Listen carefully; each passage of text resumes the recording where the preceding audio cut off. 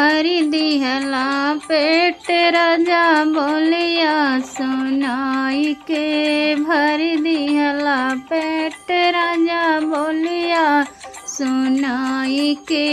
का करी है ससुरो का करी है सासु। का करी है ससुरो का करी है सासु।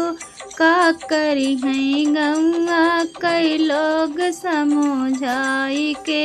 भरी दिहला पेट राजा बोलिया सुनाई के। भरी देहला पेट राजा बोलिया सुनाई के।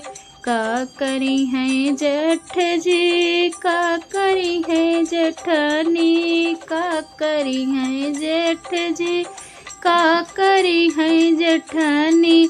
का करी है टोला पड़ोसी समझाई के। का करी है टोला पड़ोसी समझाई के। भरी दिहला पेट राजा बोलिया सुनाई के। भरी दिहला पेट राजा बोलिया सुनाई के।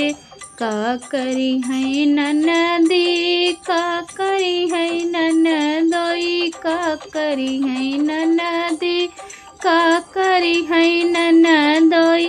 का करी है लहुरा देवर समझाई के।